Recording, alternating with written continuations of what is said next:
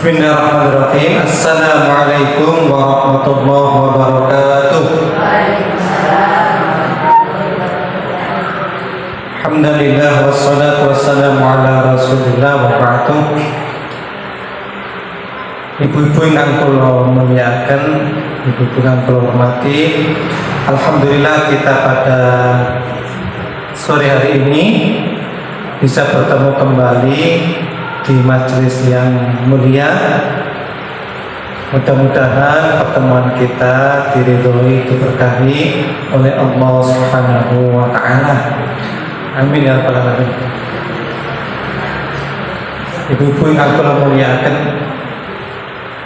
ini ketinggalan pun musim kemarau nggih. Rasane sumuk. Panas nih. Walaupun sumuk panas, alhamdulillah tetap istiqomah, tetap bisa melanjutkan aktivitas kita seperti biasa. Hadirin yang muliakan, hari ini hari Jumat Pon. Kula giliran kenging nopo setiap Jumat Pon niku pernikahan niku kok kathah. Di mana-mana terjadi pernikahan. Nggih. Jadi kalau niki heran, setiap hari Jumat Pon kok mesti kata sing nikah. Pancen niku 5 pasangan. Hari ini di Kebomas 15 pasangan. Di Bunga niku pernah 30 pasangan. Di Manyar niku pernah 40 pasang Jumat Pon. Nah, kok enten apa Jumat Pon niku kata sing nikah. Lah hadirin, beberapa kali niki pengalaman kula teng KUA, beberapa kali di KUA Pancen niku kula jumpai banyak pasangan muda, terutama yang perempuan itu menggugat cerai suaminya.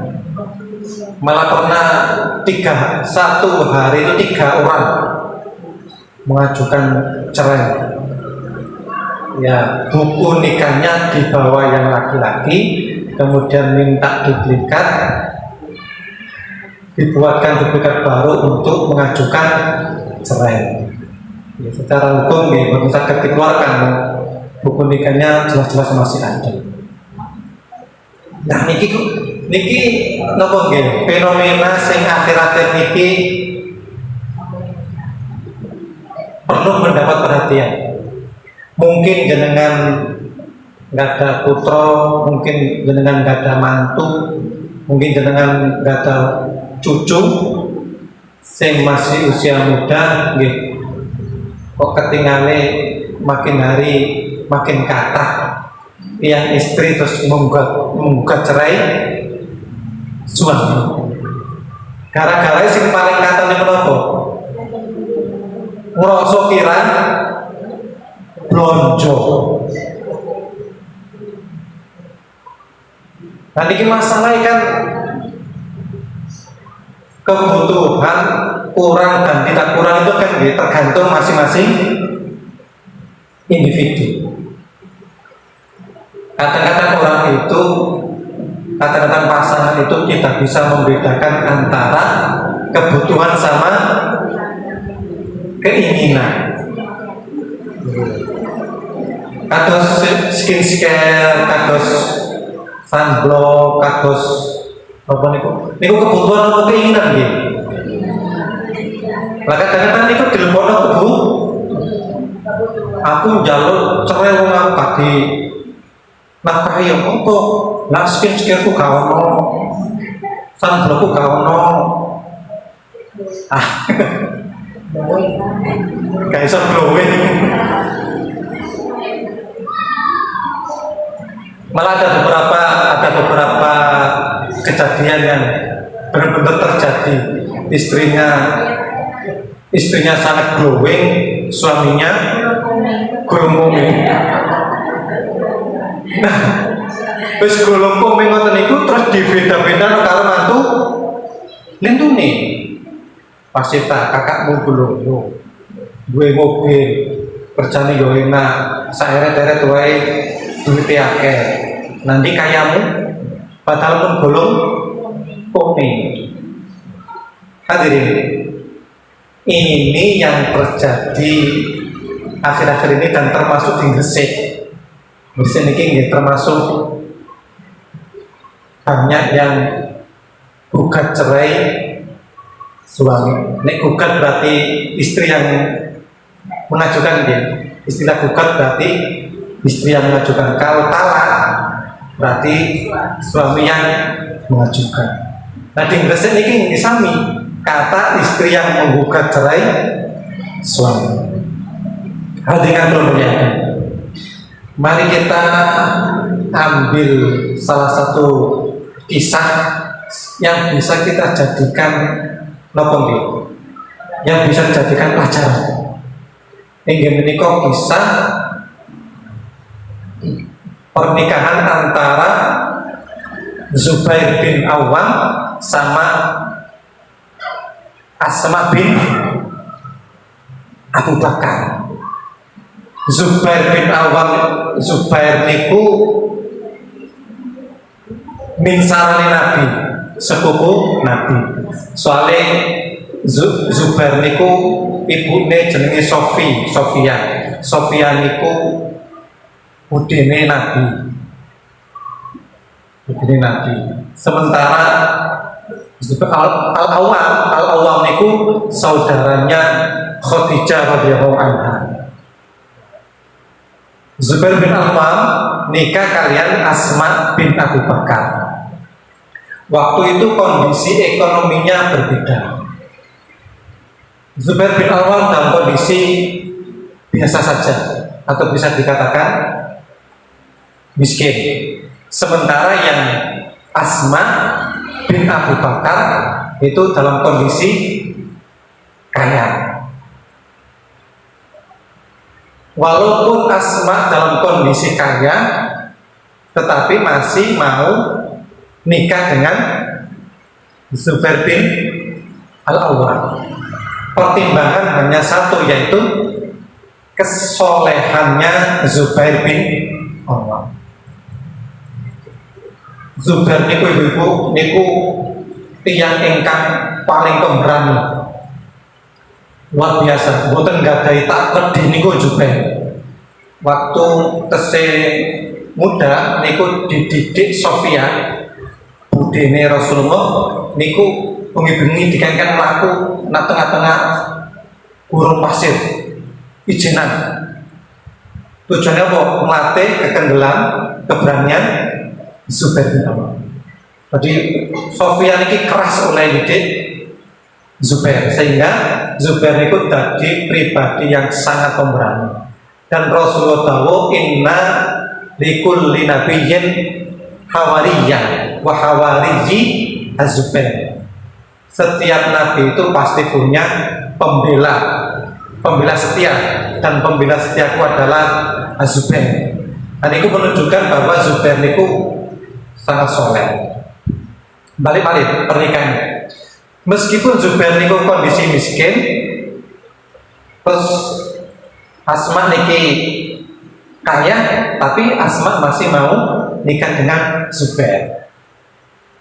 Hadirin, diriwayatkan hadis sahih, hadis panjang riwayat Bukhari itu ketika nikah niku Asma iki cerita tazawwajani Az-Zubair wa malahu min fil ardi min mal.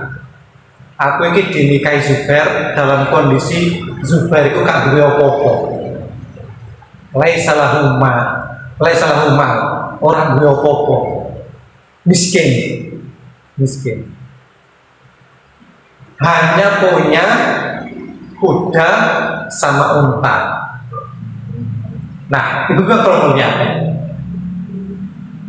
Akhirnya menikahlah Zubair sama Asma. Begitu nikah, Asma niki ngapunten, niku mungkin nggih satu kaget ngoten kira-kira. Kira-kira kaget. Kaget itu apa?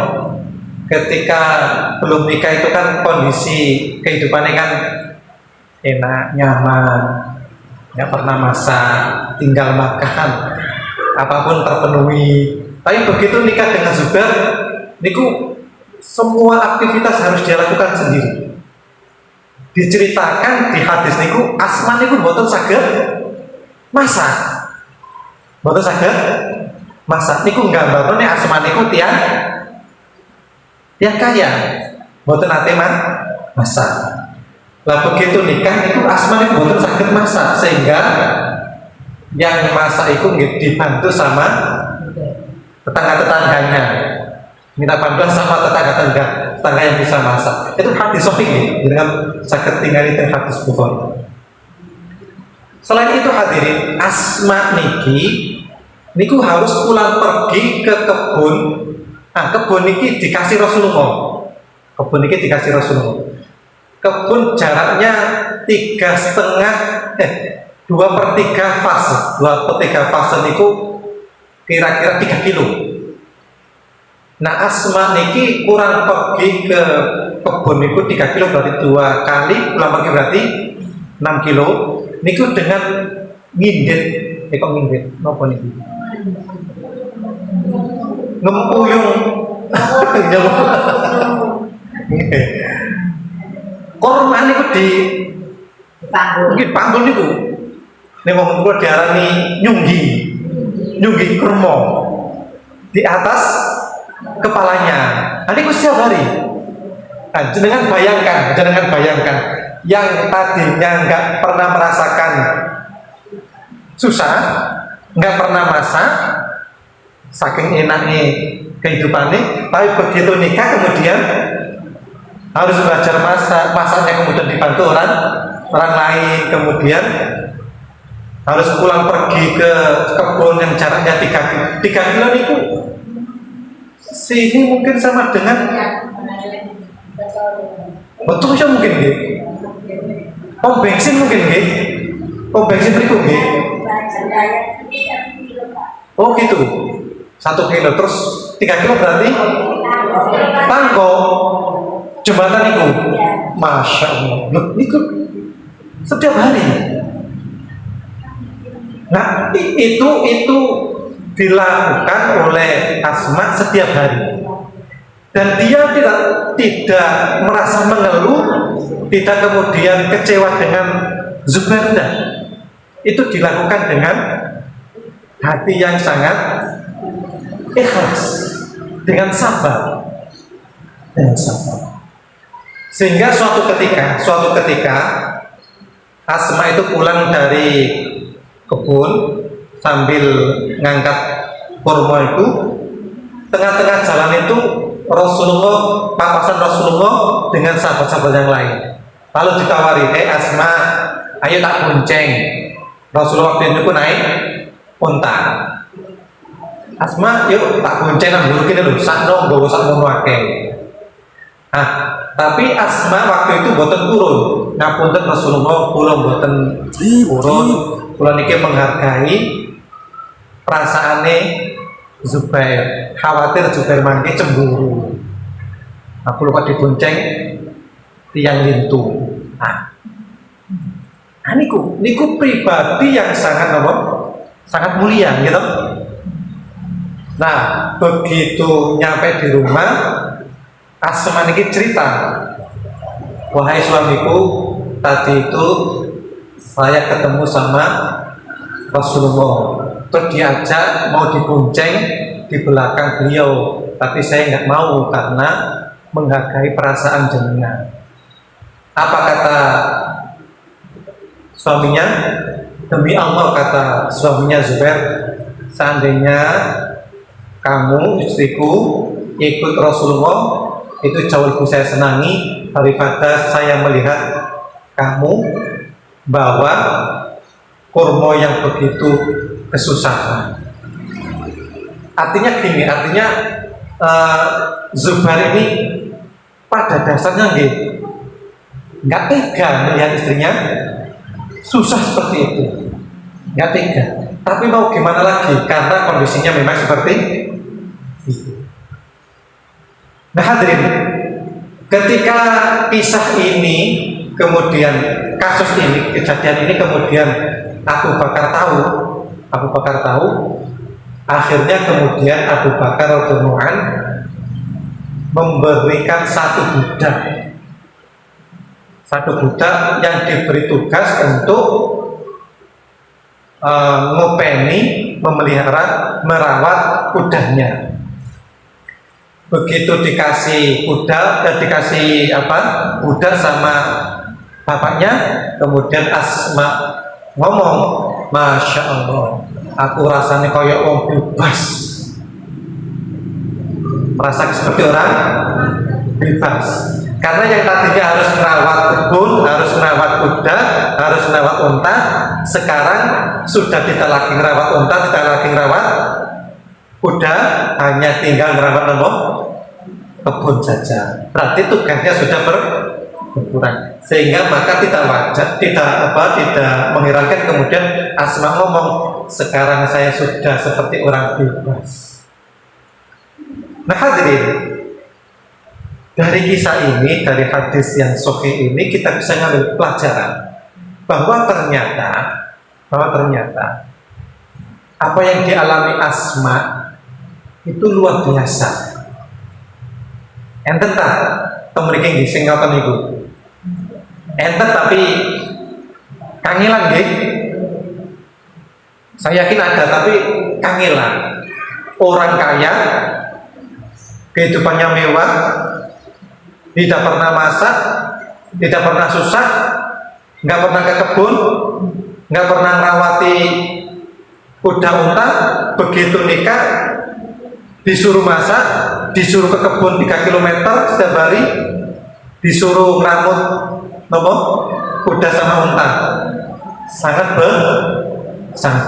Dan sekali lagi itu dilakukan oleh Asma.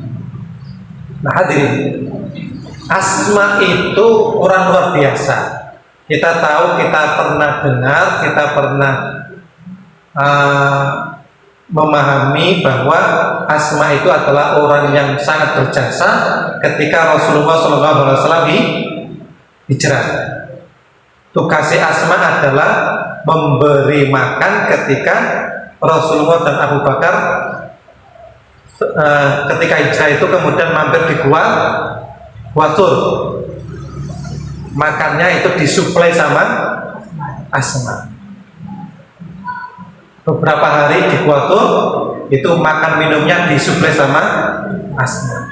Nah, coba kalau seandainya Asma ini kemudian ketahuan orang Quraisy, tentu saja Asma akan terancam jiwanya. Dan itu dilakukan. Ini menunjukkan Asma itu pribadi yang sangat pemberani. Nah hadirin, dari kisah ini kita bisa mengambil kesimpulan bahwa menurut Imam Nawawi bahwa Asma itu adalah orang yang sangat-sangat sabar dalam menghadapi kehidupan rumah tangga.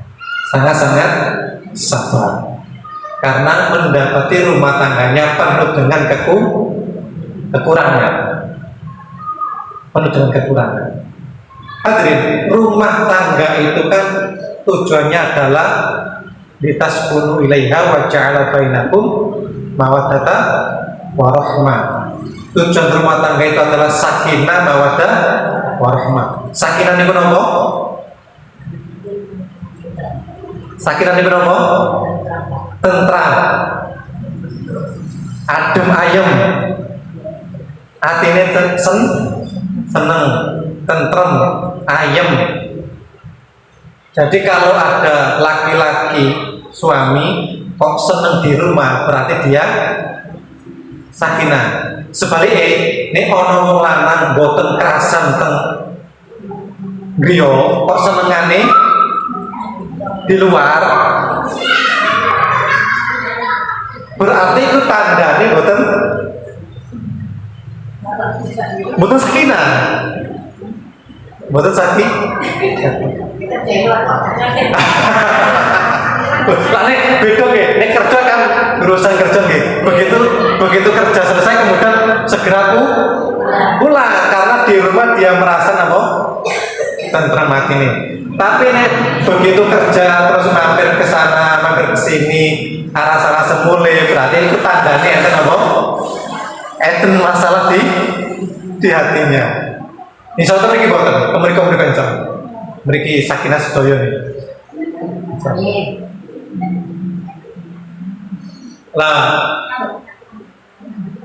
Lah tandane orang laki-laki itu ning sakinah itu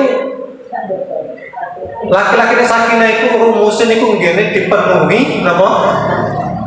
Mripate dipenuhi, perute dipenuhi, terus bawahnya perut dipenuhi.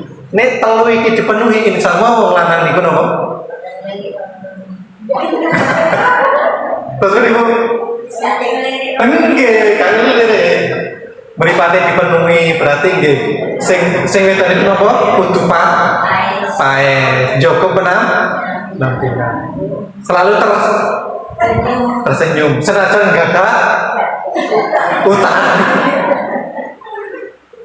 Iya Pak, ning duwite akeh gampang senyum, ning pas gajian telat. Perlu sing.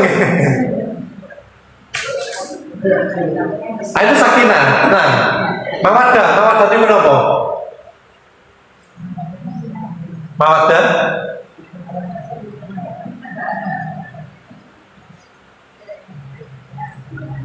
mawaddah niku cinta. Gampangnya mawaddah niku nafsu. Mawaddah niki biasanya terjadi di usia masih muda. Niku mawaddah. Nafsu kepada pasangan niku tinggi. Itu mawaddah. Nah, ini penting. Nek pasangan terganggu nafsu, wah itu kaya apa suasananya? Ya, iso singkuran ngoten. Itu mawaddah, nafsu. Nah, makanya ya biasanya niku nggih 45 ke bawah itu mawaddah biasanya mawaddah. Karena kan istilah apa? Bayangan hidup. Nggih bayangno wae masih sudah hidup. Ada bayangan hidup, ada pandangan hidup, ada pegangan hidup, ada perjuangan hidup. Nah, itu mawaddah. Ngisik nom-nom iki bakasan ngoten. Nah, kalau sudah 45 ke atas itu biasanya lebih menonjolkan rahmah. Napa niku rahmah? Rahmah napa? Kasih sayang. Kasih sayang itu berarti rela menerima apapun yang terjadi kepada pasangan, menerima kelebihan dan kekurangan pasangan. Niku rahmah. Ketika usia 45 tahun ke atas itu kan fisik ini kan sangat beda nggih. Tenaga ya sudah loyo. Penampilan nggih tidak seperti dulu. Nek sing wedok biasa kinyis-kinyis, mingis-mingis. Gitu. Begitu sudah 45 ke atas ya mungkin yang terjeng kendor, pipi-pipi pun kendor, terus kulit-kulitnya pun kendor gitu. Pandangannya barang mungkin kabur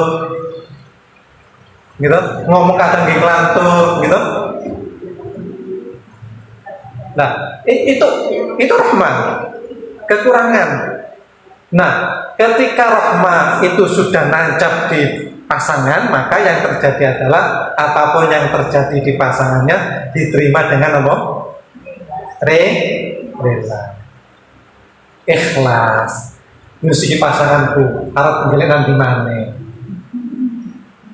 Mau sarap ganti pasangan. Kalaupun ganti belum tentu mau.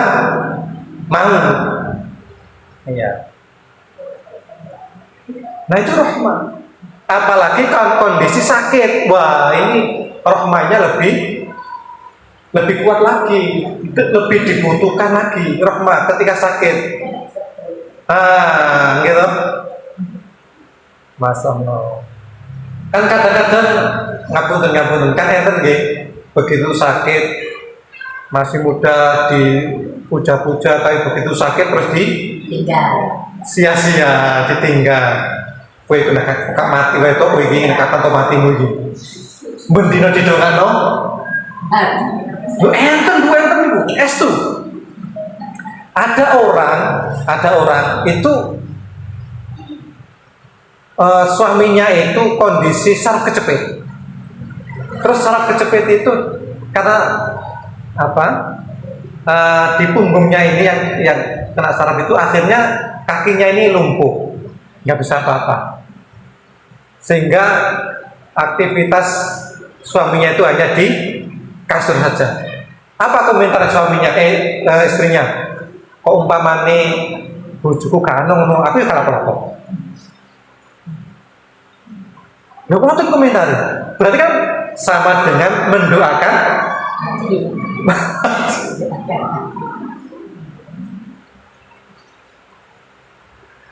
Nah, itu berarti rahmanya kurang.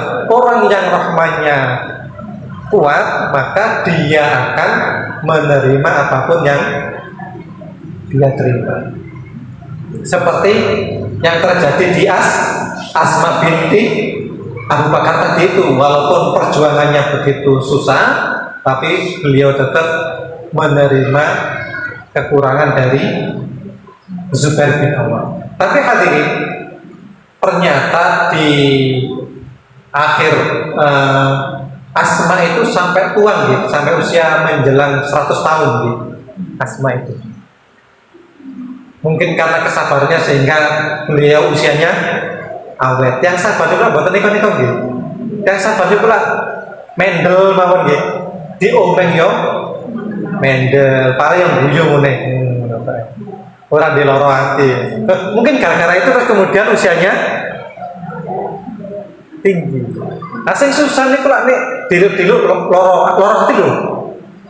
Tonggoe tuku emas ngono yo loro hati. Dipikir wae. Kok aku ya sing tuku emas iki yo. Tonggoe tuku kembang ngene yo kepikiran. Nah, Asma ini usianya sampai 100 tahun. Nah, pada akhir-akhir usianya itu Zubair bin Awam itu jadi orang kaya. Ketika Zubair sering ikut perang, ketika umat Islam sering perang, kemudian menang di perang itu kan biasanya dapat ghanimah, harta rampasan perang. Nah, disitulah kemudian Zubair mulai memperoleh kekayaan yang menimpa. Jadi ghanimah itu kemudian dibuat usaha sehingga usahanya itu berkembang. Ketika meninggal, Zubair itu tercatat termasuk sahabat yang kaya raya. Rumahnya di mana-mana. Di Mesir punya rumah, di Basra punya rumah, di Syam punya rumah, di Kufah punya rumah, di Madinah, Mekah punya rumah.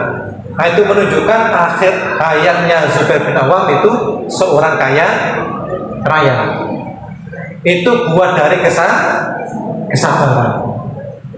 Nah, hadirin, saya pernah itu dicurhati sama orang, Pak, aku itu di tonggo itu melas, Pak, gak mentolo, sing lanang gak gelem nyambut gawe, terus sing wedok itu sing nyambut gawe utang panting, duwite gak cukup, utang retel nak dindi. Menurut sampean piye, Pak? Cerai ngono oleh tak? Nah, menurut jenengan terus pundi, Bu? Yang laki-laki nggak mau kerja di rumah saja, yang perempuan banting tulang kerja sebisanya, bahkan utangnya juga di mana-mana. Punya anak. Nah, menurut jenengan itu terus pundi? Cerai wae ta. Cerai mawon ta niku. Cerai mawon nggih.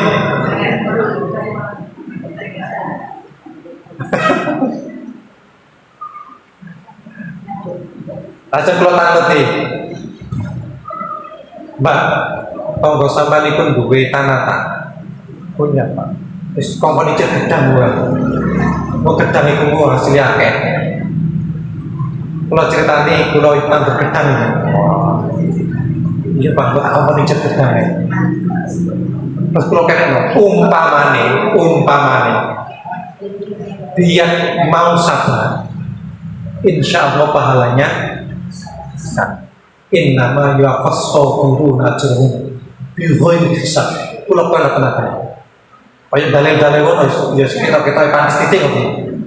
Innama yuwaffas sabiruna ajrahum bighairi hisab. Wong sing sabar iku pahalae gak terbatas. Nek kita mau Al-Qur'an niku kan pahalanya berapa?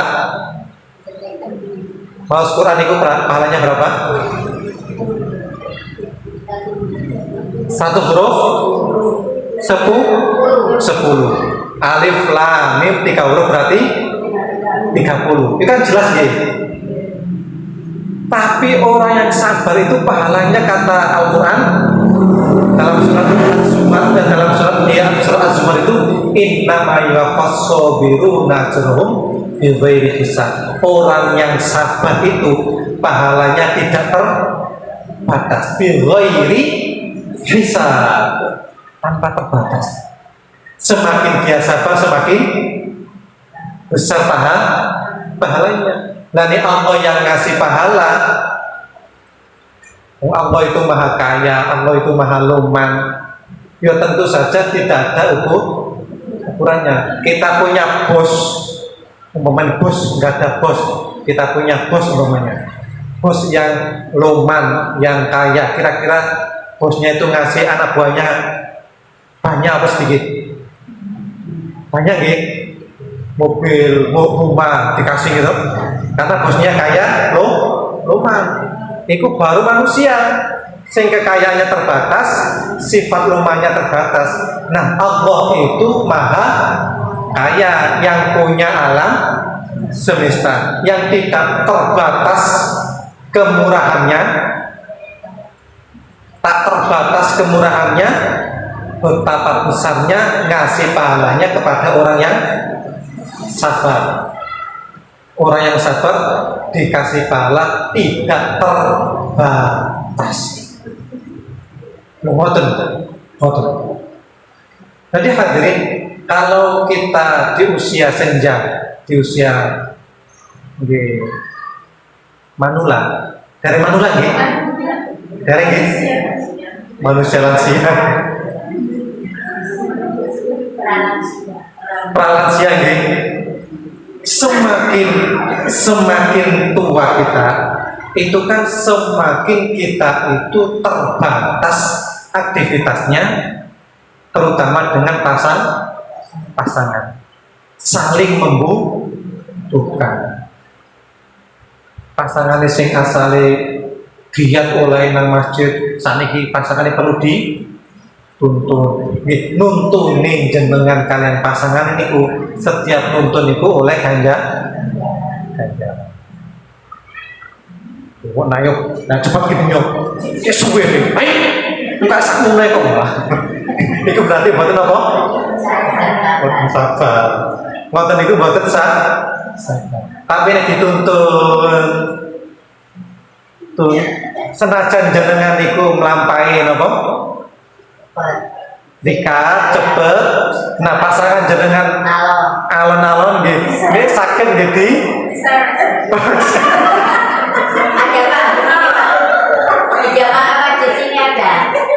Betul. Bapaknya ya melakunya pelan-pelan. Terus yang nuntut istrinya. Ke masjid. Tapi ya jauh ya sederhana. Nggih. Nu ngoten niku ndangnya pahala nggih. Mboten terbatas. Pahalanya tidak terbatas. Innama yuwaffas sabiruna ajrahum bighairi hisab. Nek jenengan nggadai bojo sing ngoten niku terus jenengan sabar, insyaallah pahalanya tidak terbatas. Janjane sing nafkah iki aku tak sambat sih Mas. Pak aku sing kerja iki. Itu insyaallah ing nama ya Bas. Sobiru najrahum bi ghairi. Kados Asma niku lho. Lah Asma kok sing nyambet gawe niku mau. Lah niku hadirin. Jadi Oke, semakin kita itu sabar, semakin kita itu menerima keadaan, insya Allah semakin besar pahala kita. Hadirin, kalau kinten niku nggih yang bisa saya sampaikan. Mudah-mudahan apa yang saya sampaikan ini ada manfaatnya. Tentu nopo ingkang kula aturaken iki gampang diucapkan tapi susah di kaki kula, susah saya praktekkan. Nek jenengan kan biasa meneruji kesabaran jenengan. Kaki kula sing nom-nom niki. Kaki kula kita sih belajar. Semakin semua aktivitas suami istri itu adalah bernilai ibadah. Nilai ibadah. Sedaya aktivitas suami istri itu nilai ibadah.